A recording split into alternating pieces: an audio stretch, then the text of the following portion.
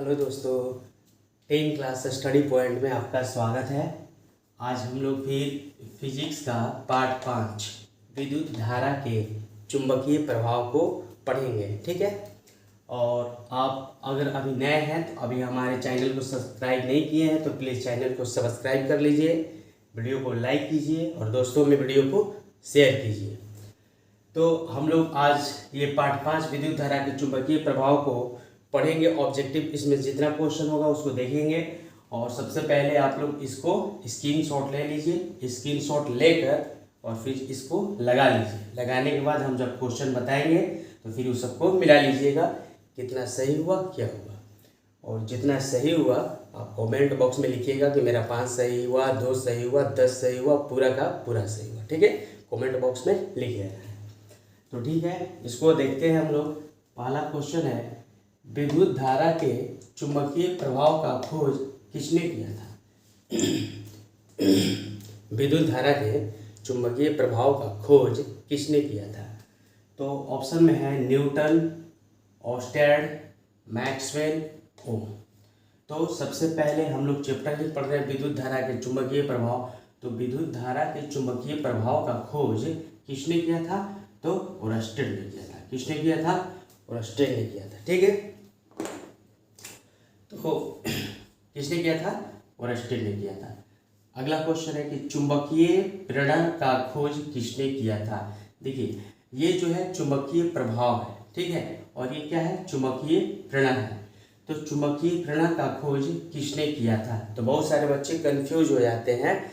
तो चुंबकीय प्रभाव का आंसर ओरस्टेड को चुंबकीय प्रेरण में आ जाता है तो उसमें मार देते हैं। तो इस बात को आप लोग को एकदम समझ लेना होगा कि किसका क्वेश्चन का क्या आंसर होगा। ठीक है, तो अगर चुंबकीय प्रभाव पूछेगा तो ओरस्टेड और चुंबकीय प्रेरण पूछेगा तो देखिए चुंबकीय प्रेरण का खोज किसने किया था? फ्लेमिंग है, मैक्सवेल है, फैराडे है, एम्पियर है। बताइए क्या होगा? बताइए आप लोग क्या होगा? देखिए इसमें जो होगा आपका फैराडे होगा। बताइए क्या होगा? फैराडे होगा। क्या होगा? फैराडे होगा इसमें। ठीक है, क्षण चुंबक को स्वतंत्रता रूप से लटकाने पर किस दिशा में रुकता है? जैसे कि हम लोग छड़ ले लिए, सूतरी उतरी होता है ना, धागा होगा में बांध लिए और उसको लटका देते हैं। तो लटकाने के बाद वह छड़ का जो दिशा होता है, जो दोनों ध्रुवें होती हैं, वो दोनों ध्रुवें किस तरफ रुकती हैं, किस दिशा की तरफ दोनों ध्रुवें रुकती हैं, उसको बताना है कि क्षण चुंबक को स्वतंत्रता रूप से लटकाने पर किस दिशा में रुकती है। मानकर चलिए ये हमने एक चुंबक का छड़ ले लिया, ठीक है, चुंबक का क्या ले लिया? छड़, और इसको सूतरी से बांध कर घुमा उमा के पूरा जैसे मन करे वैसे घुमा के अगर छोड़ देते हैं तो वो जब रुकेगा तो उसका जो दिशा होगा वो किस किस दिशा में होगा उसको बताना है। ठीक है, उसका जो दिशा होगा किस दिशा में होगा उसको बताना है। तो एक दिशा नॉर्थ होता है, दूसरा दिशा साउथ होता है। ठीक है, एक दिशा नॉर्थ होता है, दूसरा दिशा साउथ होता है। तो क्या हो जाएगा? इसका ऑप्शन में है पूर्व और पश्चिम, दक्षिण और पश्चिम, उत्तर और दक्षिण, पूर्व और उत्तर। बताइए यह सदैव किधर भी छड़ को लटका देंगे मुड़ा घुमा कर तो वो दिशा में जो रुकता है वो रुकता है उत्तर और दक्षिण दिशा में। कौन सी दिशा में? उत्तर और दक्षिण दिशा में। तो तीसरा का ऑप्शन नंबर क्या हो जाएगा? सी हो जाएगा, उत्तर और दक्षिण दिशा में। तो आगे क्वेश्चन देखते हैं। जो चुंबकीय पदार्थ और लोहे को अपनी ओर खींचता है उसे क्या कहते हैं? जो चुंबकीय पदार्थ और कोई लोहे को अपनी ओर खींचता है यानी कि आकर्षित करता है तो उस तरह के पदार्थ को हम लोग क्या कहते हैं? ठीक है, लोहा कहते हैं, इस्पात कहते हैं, और चुंबक कहते हैं, चुंबक कहते हैं। ठीक है, तो जो चुंबकीय पदार्थ और लोहे को अपनी ओर खींचता है तो उसे क्या कहते हैं, यानी कि उस पदार्थ को क्या कहते हैं? तो आप सभी लोग जानते हैं होंगे। ठीक है, तो आप लोग कमेंट बॉक्स में लिखिए कि इसका आंसर क्या होगा। इसका आंसर क्या होगा कमेंट बॉक्स में लिखिए कि जो लोहा को और चुंबकीय जैसे पदार्थ को अपनी ओर खींचता है उसको क्या कहते हैं। चलिए कमेंट बॉक्स में लिखिए, इसका आंसर कमेंट बॉक्स में लिखिए, देखते हैं क्या होगा। इसका आंसर कमेंट बॉक्स में लिखिए क्या होगा। इसको हम लास्ट में आपको बताते हैं, इसको लास्ट में बताते हैं क्या होगा, ठीक है। कमेंट बॉक्स में लिखिए क्या होगा। चलिए अगला क्वेश्चन देखते हैं। चुंबकीय क्षेत्र रेखा किस ध्रुव से निकलता है? चुंबकीय क्षेत्र रेखा किस ध्रुव से निकलता है? इस क्वेश्चन को आप नोट्स कीजिए कॉपी में, यानी कि नोट्स बुक में इसको नोट्स कीजिए। इसमें हम बहुत सारी चीज़ बताने वाले हैं। आप इस क्वेश्चन को नोट्स कीजिए कॉपी में कि चुंबकीय क्षेत्र रेखा किस ध्रुव से निकलता है। देखिए अभी हमने बताया है कि चुंबकीय ध्रुव जो होता है वो नॉर्थ और साउथ दो चुंबकीय ध्रुव होता है, याद कर लीजिए। चुंबकीय ध्रुव कितना होता है? दो। बताइए चुंबकीय ध्रुव कितना होता है? दो होता है, याद कर लीजिए। चुंबकीय ध्रुव कितना होता है? दो होता है। एक होता है नॉर्थ, दूसरा होता है साउथ, ठीक है। तो कह रहे हैं चुंबकीय क्षेत्र रेखा किस ध्रुव से निकलता है, तो यहाँ नॉर्थ से निकलकर साउथ की ओर जाता है। नॉर्थ से निकलकर किधर जाता है? साउथ की ओर। बताइए नॉर्थ से निकलकर किधर जाता है? साउथ की ओर। नीचे में भी इसी तरह से निकलेगा, ठीक है। कोई दिक्कत किसी को? समझ में तो आ रहा है ना? चलिए अब यहाँ से निकलकर इसमें जा रहा है, ठीक। किसी को दिक्कत तो नहीं हो रहा है? नॉर्थ से निकलकर किधर जाता है? साउथ की ओर जाता है।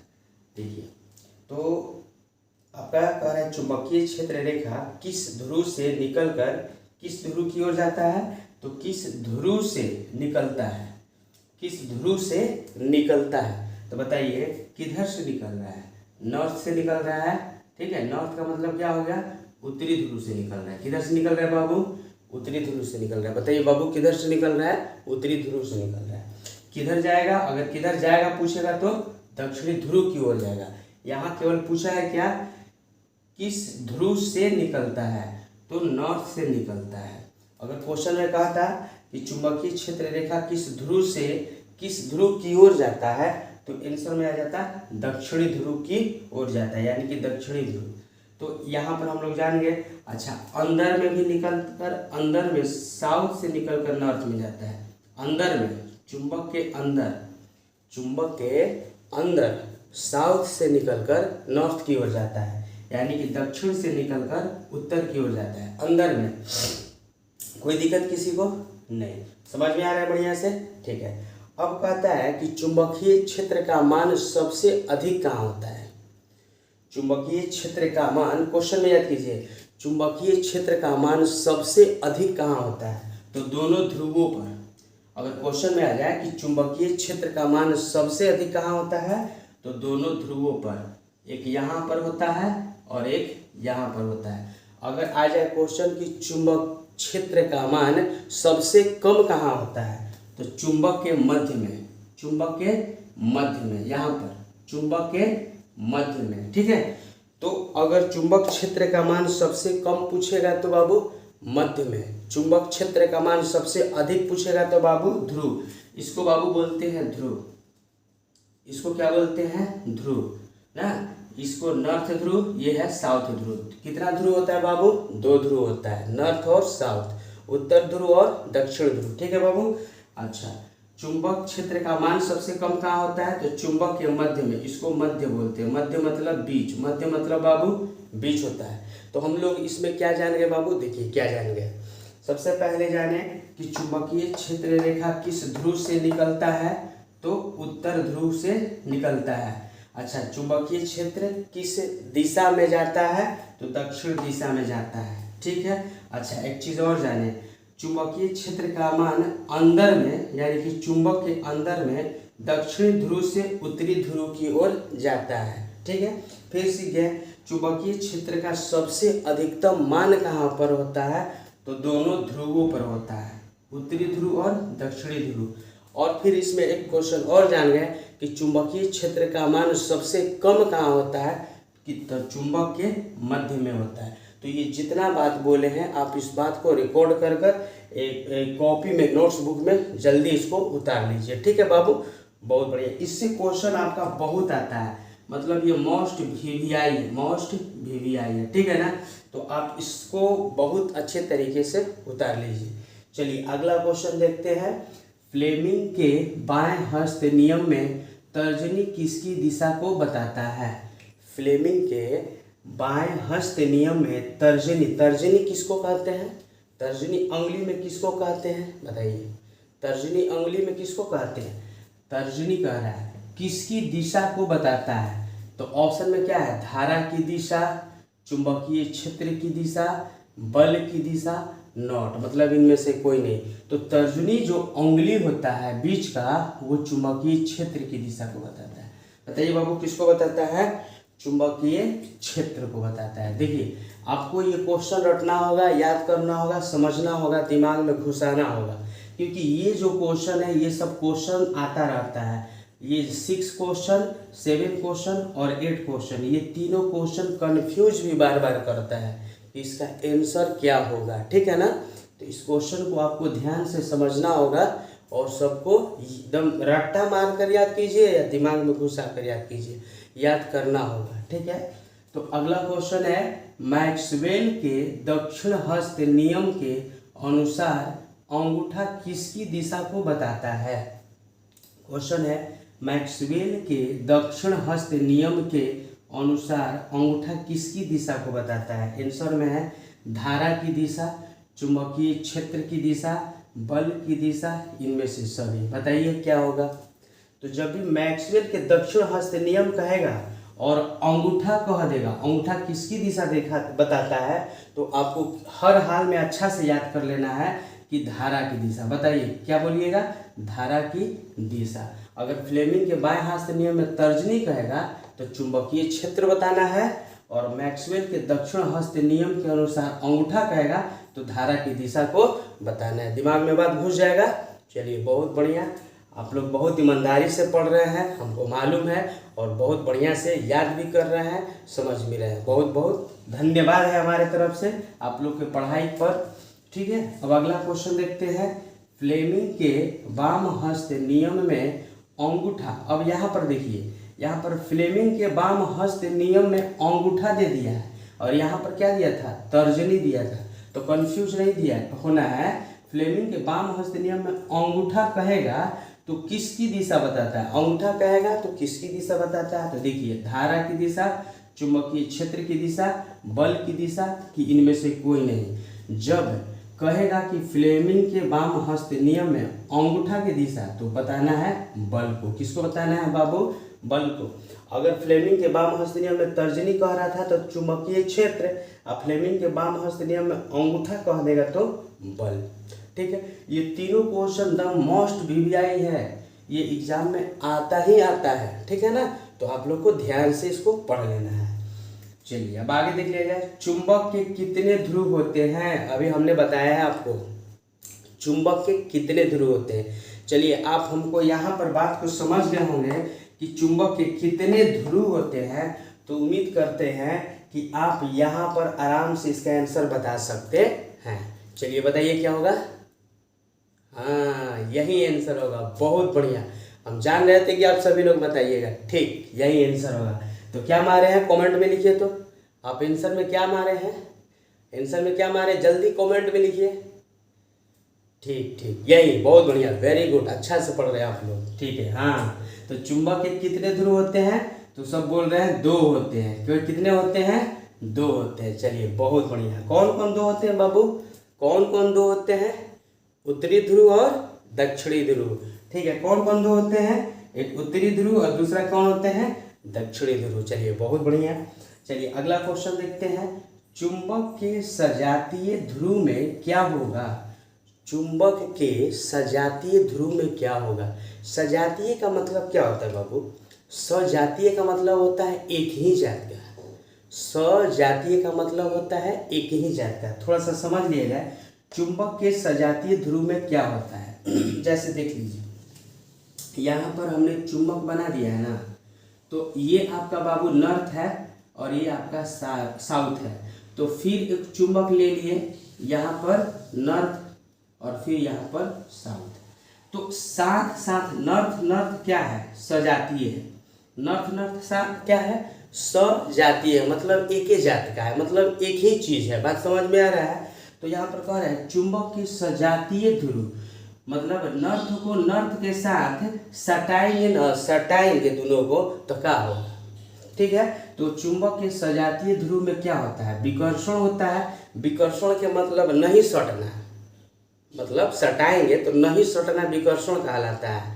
अगर दोनों सजातीय ध्रुव को आपस में सटाएंगे तो नहीं सटना ही विकर्षण कहलाता है। अच्छा, और आकर्षण मतलब यानी कि नॉर्थ नॉर्थ को आपस में सटाएंगे या साउथ साउथ को आपस में सटाएंगे तो वो यहाँ पर आकर्षण का मतलब होता है सट जाना, साउथ साउथ सट जाना आपस में, नॉर्थ नॉर्थ सट जाना आपस में, तो कहलाता है, कहाएगा आकर्षण। और दोनों मतलब कि दोनों हो जाएगा, मतलब सटेगा भी और नहीं भी सटेगा तो दोनों हो गया या नॉट, इनमें से कोई नहीं। तो देखिए चुंबक के सजातीय ध्रुव मतलब नॉर्थ नॉर्थ कभी आपस में सटेगा नहीं और ना ही साउथ साउथ आपस में सटेगा, नहीं सट सकता है। आप लोग बचपन में खेले होंगे, चाहे अभी भी खेलते होंगे तो कोई बात नहीं है।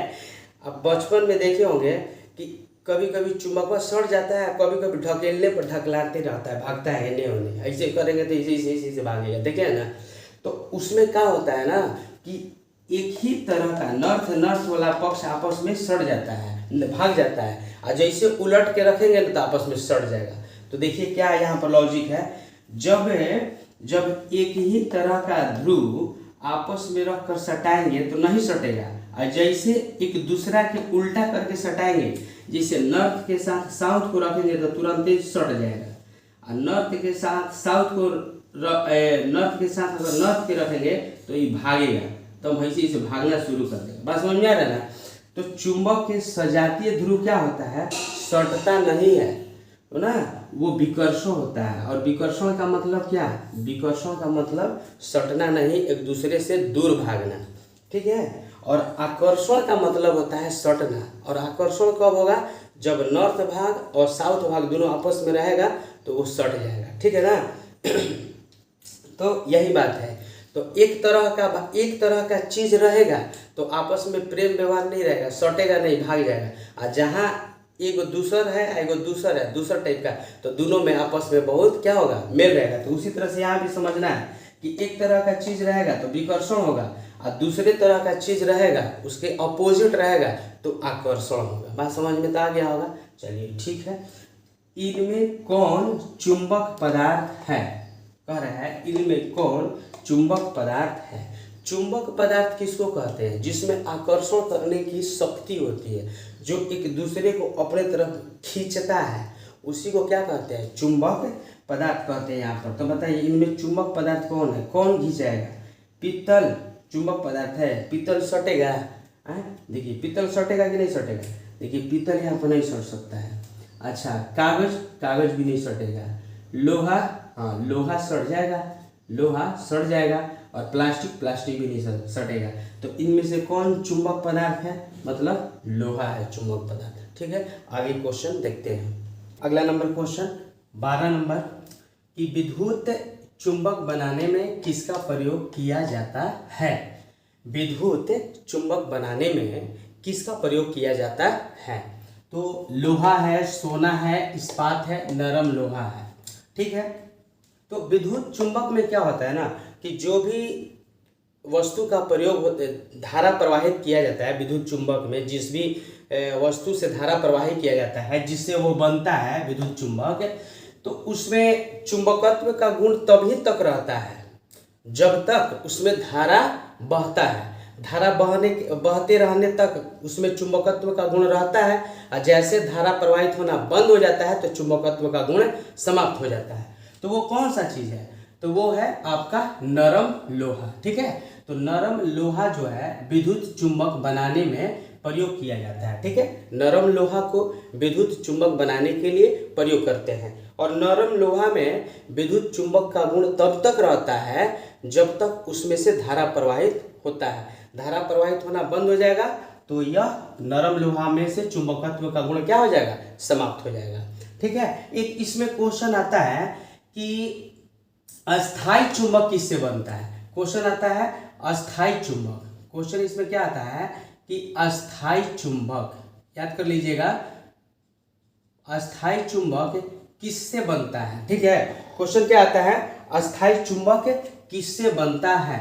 तो अस्थाई चुंबक जो बनता है वो इस्पात से बनता है। क्या याद कीजिएगा, अस्थाई चुंबक का निर्माण इस्पात से होता है। अगला क्वेश्चन देखते हैं, 13 नंबर क्वेश्चन। देखिए, अभी तक आप हमारे चैनल को सब्सक्राइब नहीं किए हैं तो प्लीज करके चैनल को सब्सक्राइब कर लीजिए और वीडियो को लाइक कर दीजिए और दोस्तों में शेयर कर दीजिए, ठीक है। कमेंट किया कीजिए, कमेंट इस बात को किया कीजिए कि सर जी 20 का मानकर चलिए क्या आंसर होगा, 21 का क्या आंसर होगा। आप पहले ही मालूम है आपको तो आप कमेंट कर दीजिए कि सर जी इस क्वेश्चन का आंसर ये होगा, ठीक है। चलिए ध्यान से देखिए, विद्युत जनित्र किस सिद्धांत पर कार्य करता है। विद्युत जो जनित्र होता है, जनित्र का मतलब क्या होता है, जनित्र का मतलब होता है जनरेटर।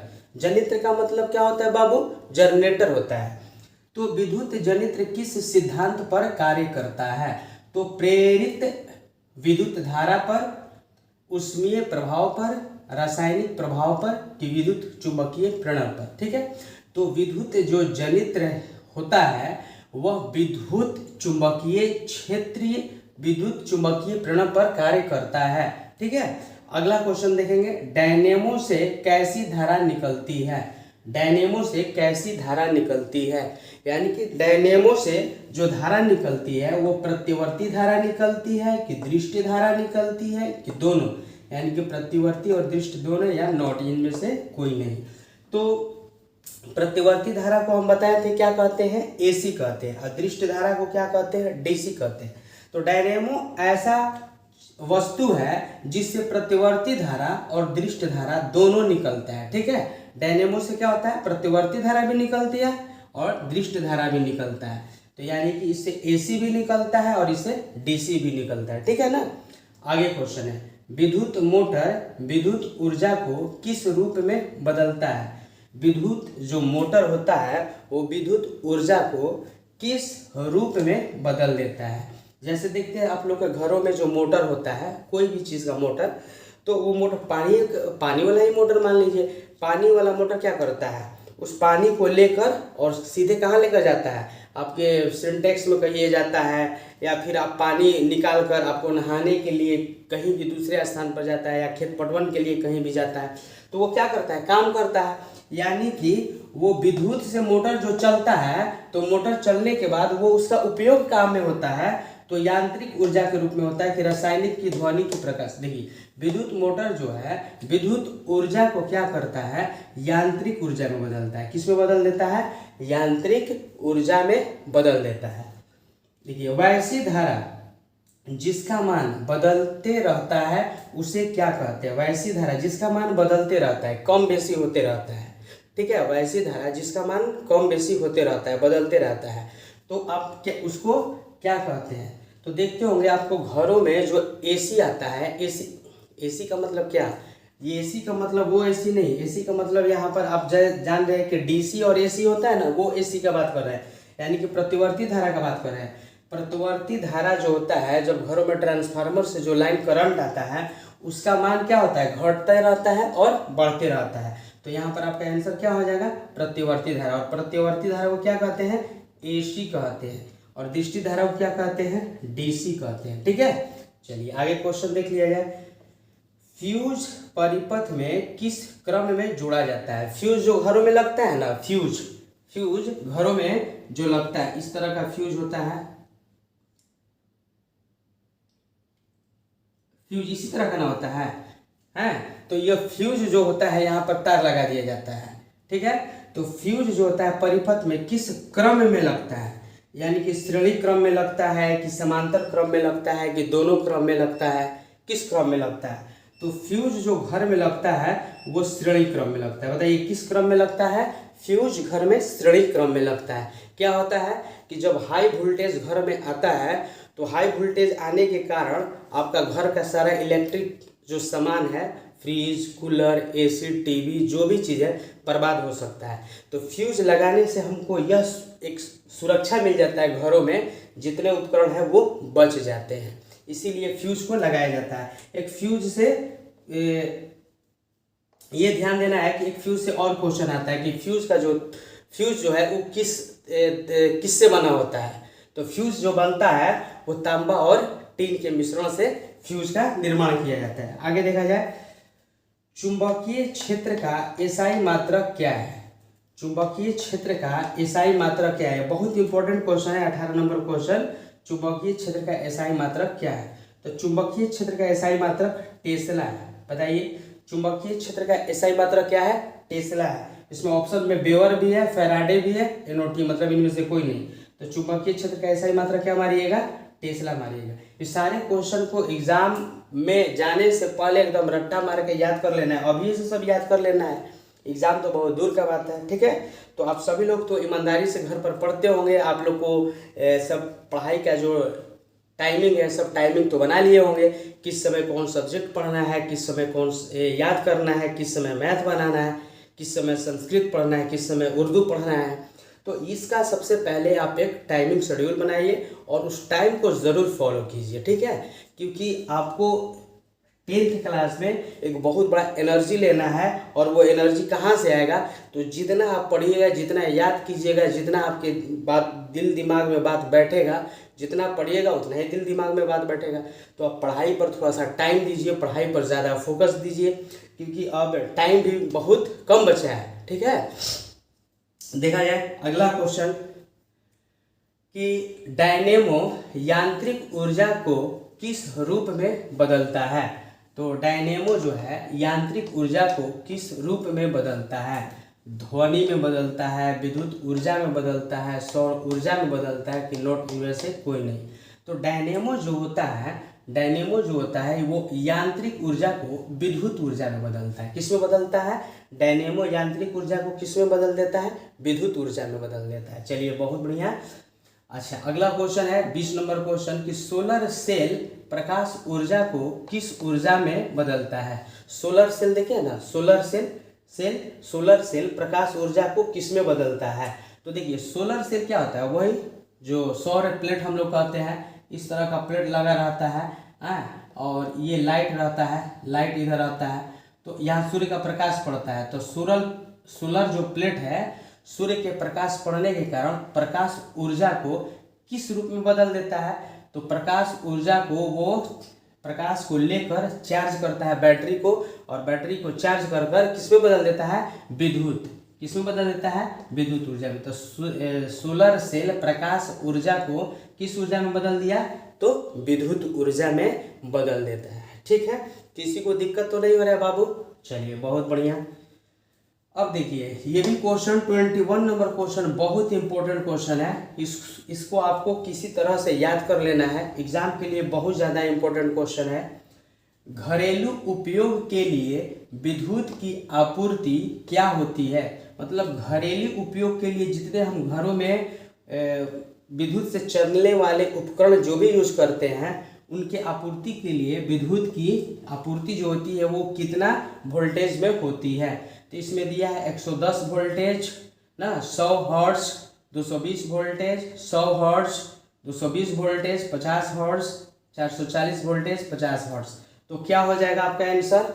आपका आंसर बाबू क्या हो जाएगा? आपका आंसर हो जाएगा 220 वोल्ट 50 हर्ट्ज। कोई कहता है ना 220 वोल्ट के झटका लग गया है, कोई कहता है ना 220 वोल्ट का झटका लग गया है, तो वही 220 वोल्ट घरों में यूज करते हैं, ठीक है। और 50 हर्ट्ज होता है, ठीक है ना। बोलिए, कोई दिक्कत? 50 हर्ट्ज आवृत्ति होता है, 220 वोल्ट होता है, कोई दिक्कत नहीं किसी को?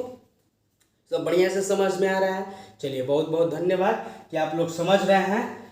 विद्युत परिपथ में विद्युत फ्यूज जोड़ा जाता है। देखिए, फिर आ गया, विद्युत परिपथ में विद्युत जो फ्यूज होता है वो जोड़ा जाता है। मतलब किस तरह के तारों में विद्युत फ्यूज को जोड़ते हैं, है ना।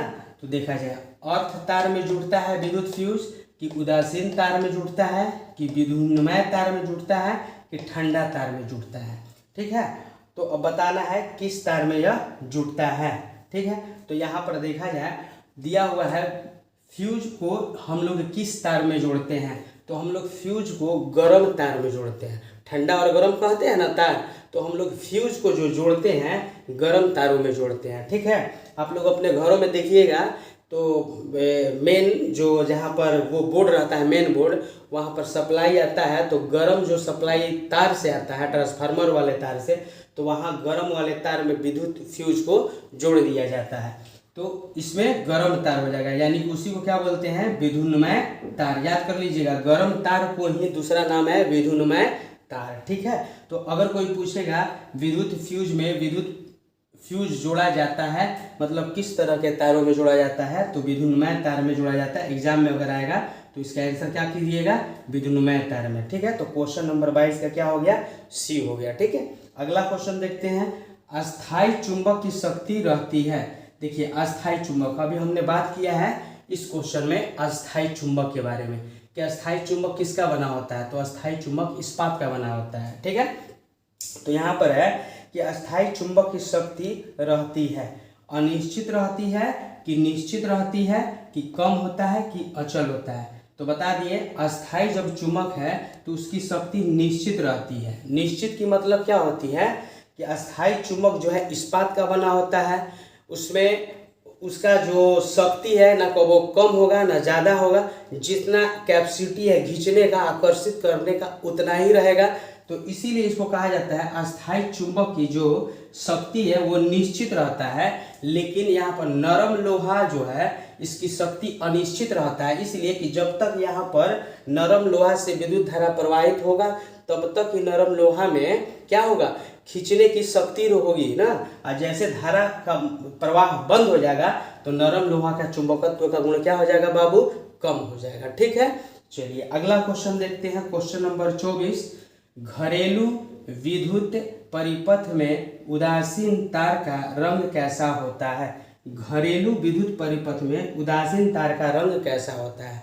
तो देखिए इसको ध्यान से समझिएगा, घरेलू कह रहा है, घर में यूज करने वाला जो विद्युत परिपथ होता है उसमें उदासीन तार का रंग कैसा होता है। मतलब उदासीन तार का मतलब क्या हुआ, उदासीन तार का मतलब हुआ ठंडा तार।